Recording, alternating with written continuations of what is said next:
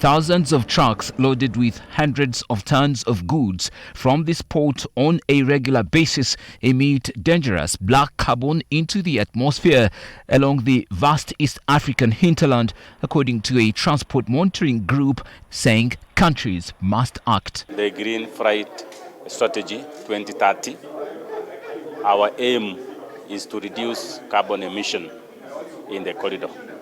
There are over 12,000 trucks that ply this route. On daily basis, there are over 3,000 trucks that leave the port of Mombasa. Because of that, there is a lot of carbon emission. We want to sensitize all the stakeholders in this industry that climate change is real, and the transport and the logistics contribute a lot to the carbon emission and therefore to climate change. Recently, Kampala was host to the launch of the second Green Freight Strategy 2030. Here in Uganda, and that's why the University of Makerere is here, we intend to start a project actually from June that looks at the real-world vehicle emission standards.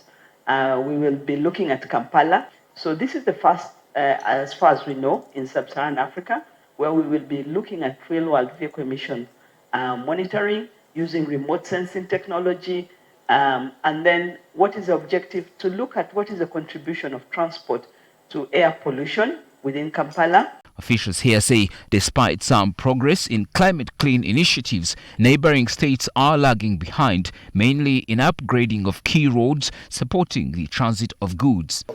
From our border to DRC, we spend about 6 months. From Mpondwe, Beni, Butembo, Komanda, Kisangani, and back, because of the nature of the load. From Juba to Awili, Lumbek, you find that during rainy season, you find that we spend 3 to 4 months. The adopted targets meant to confront the planetary crisis or climate change pollution may seem overambitious for some countries, such as Uganda, for instance, despite notable progress by some regional and continental peers.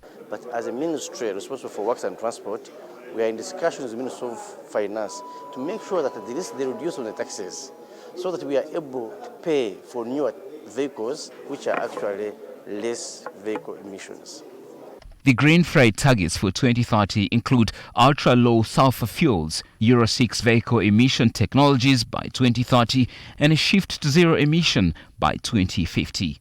These officials leave the room with a huge task ahead to ensure a net zero emission transport corridor, key to the movement of goods to 6 East African countries by the year 2050.